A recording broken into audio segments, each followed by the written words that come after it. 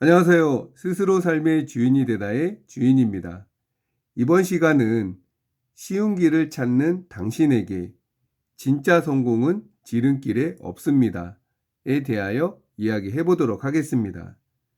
여러분, 이 세상에 노력 없이 그냥 되는 것은 단 하나도 없습니다. 기계가 발달해 편리해졌지만 그만큼 많은 사람이 너무 쉬운 것만 찾으려 합니다. 박람회장에 가보면 메뉴 한두 가지 섞어서 대충 맛있는 걸 만들고 편하게 돈 벌 궁리만 하는 목소리들이 들려옵니다. 하지만 그런 성공은 없습니다. 어떤 전략으로 싸울지, 나의 무기가 무엇인지도 모르면서 어떻게 승리하길 바랍니까? 오늘 저는 눈에 보이는 이익 대신 기본이라는 불편한 길을 선택한 사람이 누리는 가치에 대해 이야기하려 합니다. 손자병법에 나를 알고 상대를 알면 백전불태라고 했습니다. 하지만 우리는 너무 쉽게 생각하고 뛰어듭니다. 스킬도 없으면서 돈만 벌고 싶은 욕심은 결국 현장에서 우왕좌왕함으로 드러납니다. 주문이 몰릴 때 당황하지 않으려면 위생, 레시피, 머신 관리, 그라인더 청소, 직원 교육까지 모든 상황을 꿰뚫고 있어야 합니다. 사장이 이 모든 것을 완벽히 숙지하고 진두지휘할 때 비로소 손님과의 소통도 메뉴의 개선도 가능해집니다. 돈만 바라보는 좁은 시야를 버리고 나는 어떻게 살고 싶은지, 어떤 가치 있는 사업을 만들고 싶은지 질문하시길 바랍니다. 이 매장에 오면 힐링이 된다. 사장님과 커피 이야기 할 수 있어 좋다는 말을 듣는다면 당신은 이미 지역에 거대한 가치를 전달한 것입니다. 행복은 가까이에 있습니다. 작은 것을 소중히 여기고 한 분의 손님에게 최선을 다할 때 단체 주문이라는 선물도 따라오는 법입니다. 하지만 잘 된다고 자만하는 순간 패망은 시작됩니다. 아무리 장사가 잘 되어도 추출의 정석을 지키고 재빙기 관리와 스팀행주, 위생에 목숨을 거십시오. 방심할 때 사고가 터지고 신념이 없을 때 에너지는 고갈됩니다. 꿈이 있어야 계속 나아갈 에너지가 생성됩니다. 쉽고 편한 것만 찾는 마음을 경계하며 공자께서는 이렇게 말씀하셨습니다. 임무원려, 필유군우. 사람이 멀리 생각하고 대비하지 않으면 반드시 가까운 곳에서 근심이 생긴다는 뜻입니다. 또한 공자께서는 하기 시습지, 불역열호라 하여 배우고 때때로 익히는 기쁨을 강조하셨습니다. 성공한 CEO들은 책을 손에서 놓지 않는다는 것은 바로 이 끊임없는 배움의 자세입니다. 쉽게 얻으려는 요행을 버리고 독서와 사색을 통해 생각의 근육을 키우기 바랍니다. 땀 흘린 만큼 성장하고 읽은 만큼 세상의 흐름을 읽는 감각이 생깁니다. 그것이 바로 공자가 말한 군자의 공부이자 경영자의 길입니다. 편리함의 유혹을 뿌리치고 단단한 내실을 다지기 위해 오늘 이것을 실행하시길 바랍니다. 오늘 가장 귀찮다고 느낀 청소구역이나 점검 항목을 가장 먼저 가장 완벽하게 처리해 보십시오. 내가 무엇을 좋아하고 무엇에 몰입할 때 가장 행복한지 나 자신을 찾는 시간을 가지십시오. 하루 30분이라도 책을 읽고 사색하며 생각의 깊이가 매장의 깊이를 결정합니다.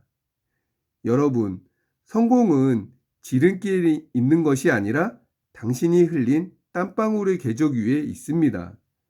쉽게 얻어지는 것은 없습니다. 때로는 인내가 필요하고 때로는 쓰라린 반성이 필요합니다.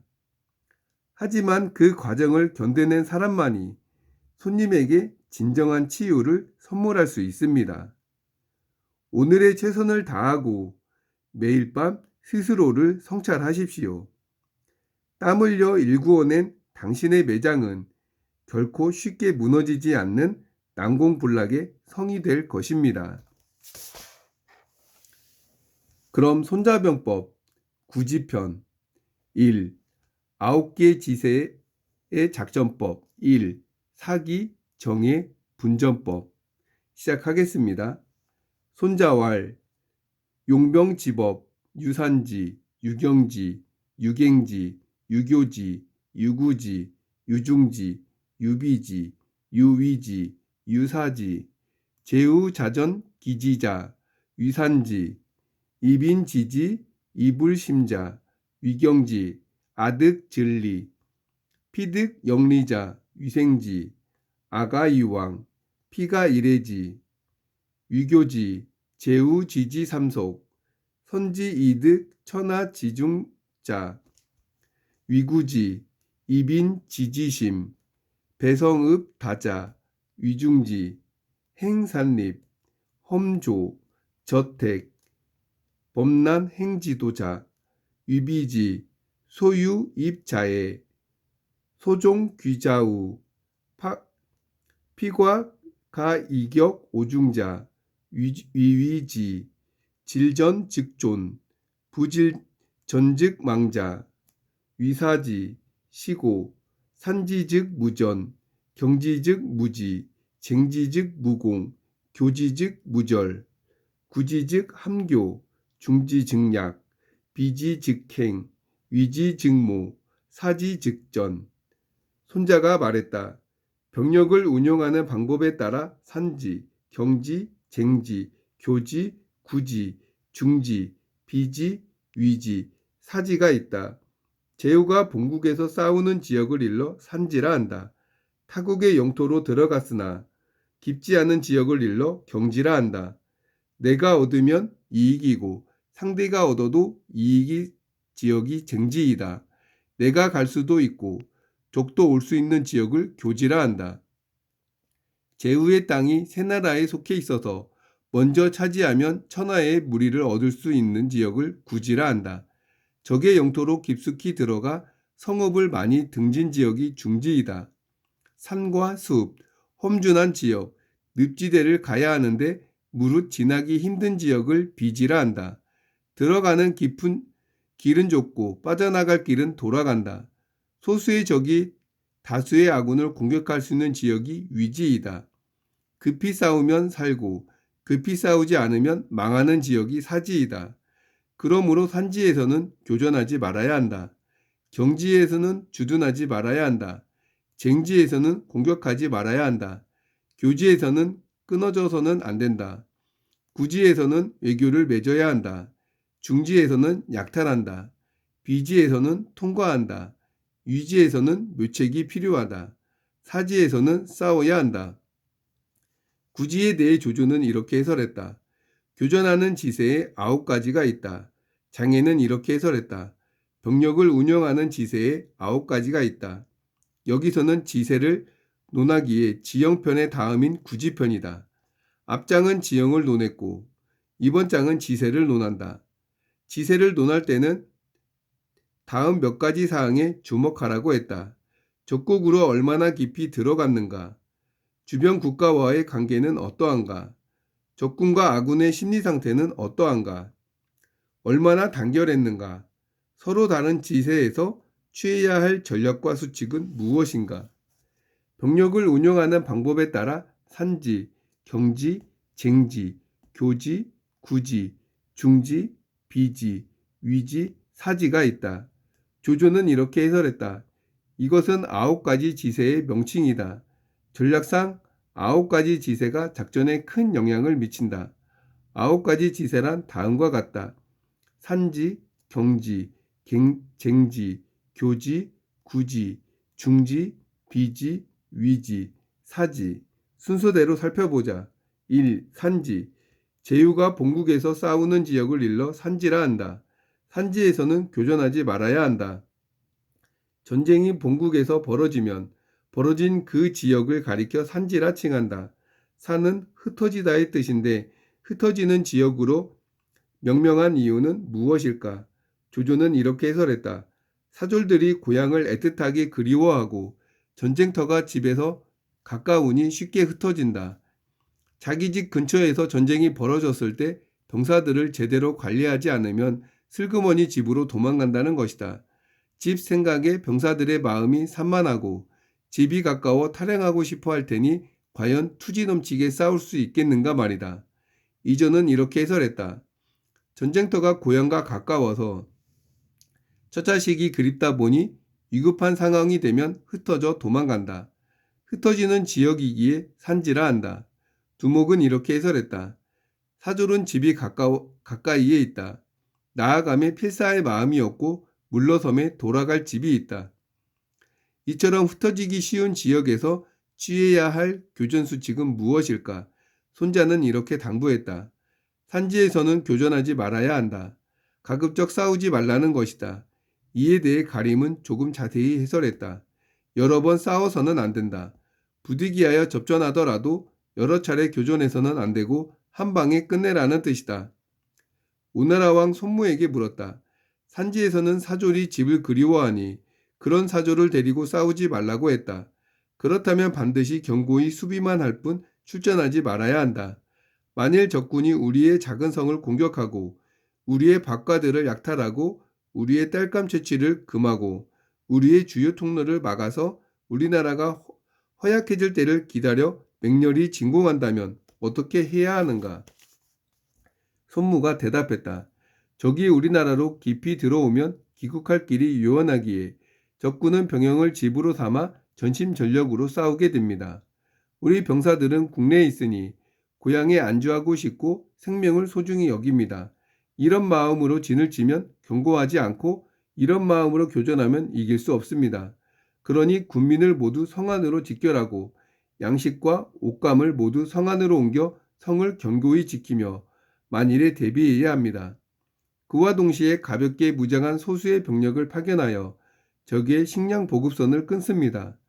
적은 도전할 수 없고 보급물자도 도착하지 않고 들에서 약탈한 것도 없으니 적의 상군은 힘들고 굶주리게 됩니다. 이렇게 하고 이익으로서 유인하여 교전하면 성공할 수 있습니다.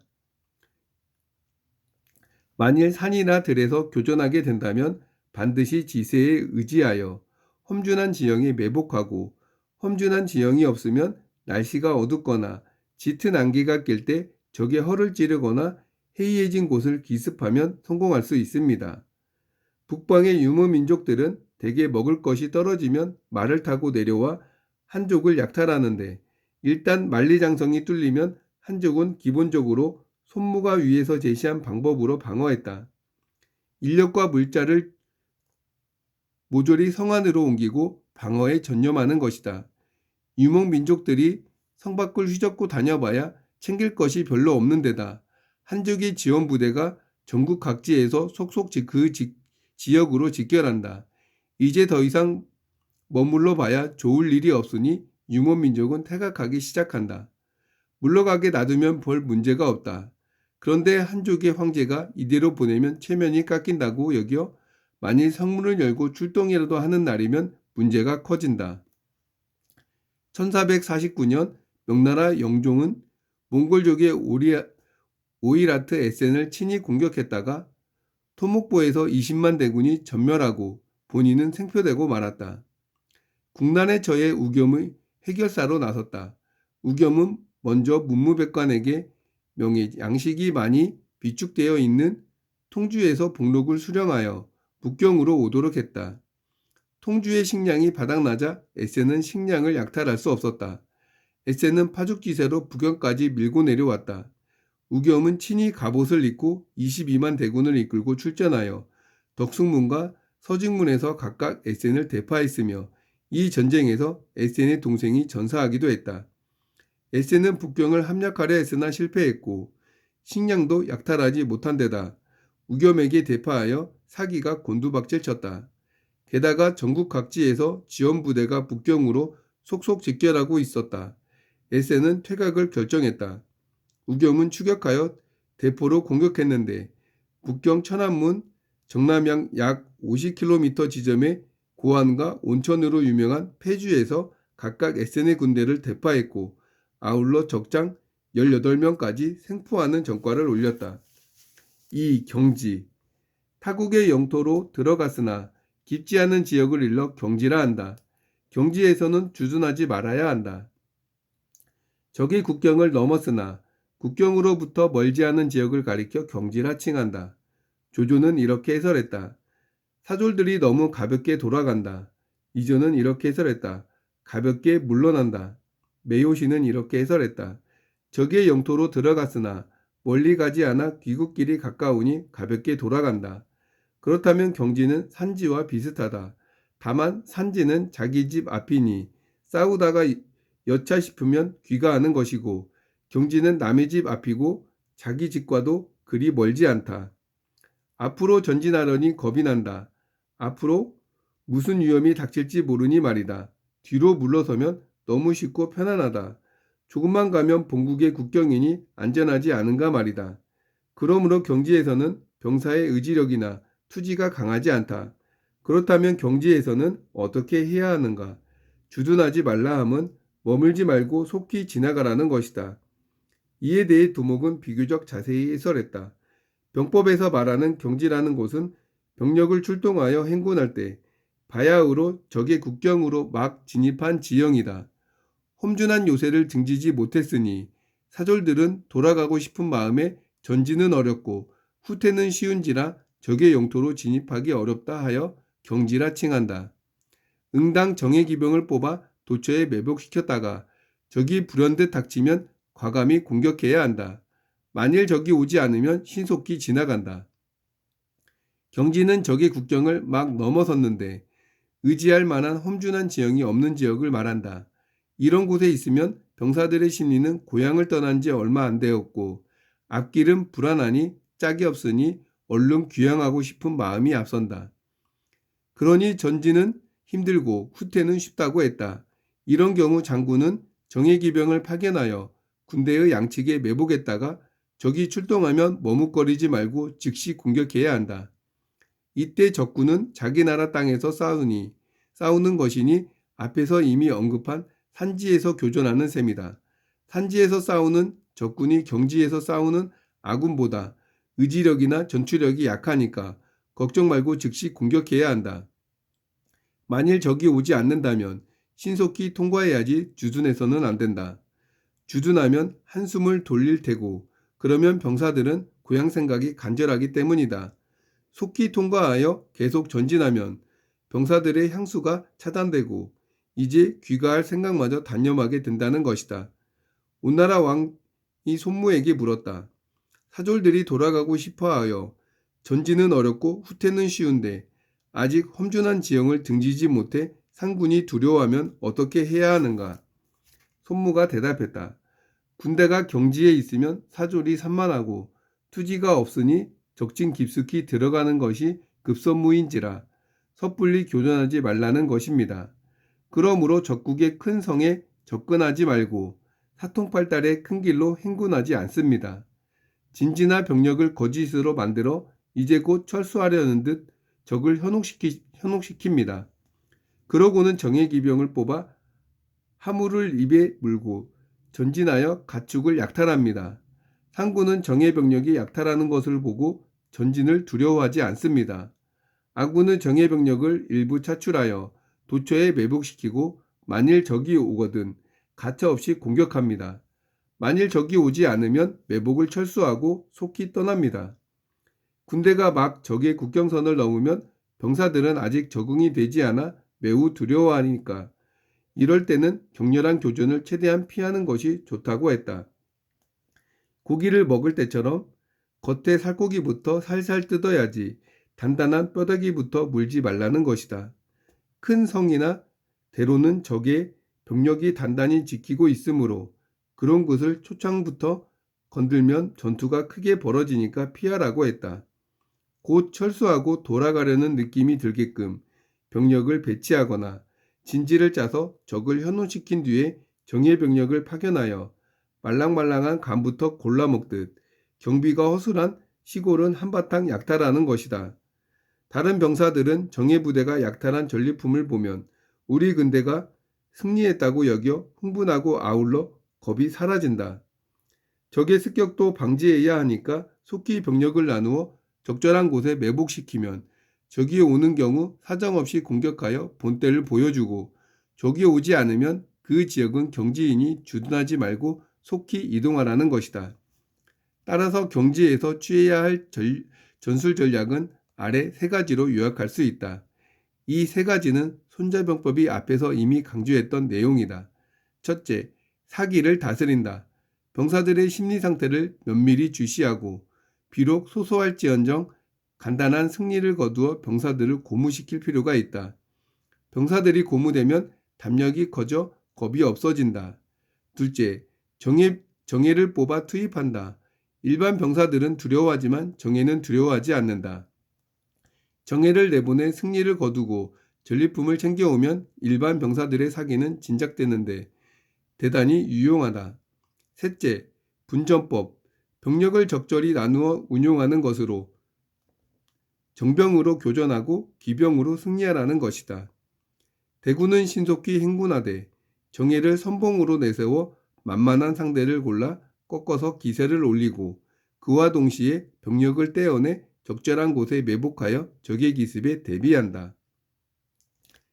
지휘관은 각 지세에 맞게 잘 활용해야 병사들의 사기를 높일 수 있으며 승리를 이끌 수 있습니다. 장사 또한 상황에 맞게 신속한 대응과 동선의 흐름을 원활히 하기 위해서는 사장의 진두지휘가 중요함을 알 수 있습니다. 그래서 평소에 기본 숙달과 교육이 잘 되어 있다면 피크타임에도 원활히 진행할 수 있습니다. 노력의 땀방울은 성장하는 데 도움을 주며 쉽게 무너지지 않습니다. 피크타임을 잘 소화한다면 눈에 띄게 성장하는 날을 볼 것입니다. 쉬운 길을 찾기보다 묵묵히 해내며 기본을 잊지 않는 마음이 중요합니다. 오늘은 기본을 점검하며 한 걸음 성장하는 날을 만나보셨으면 합니다. 그럼 저는 다음 시간에 뵙겠습니다. 감사합니다.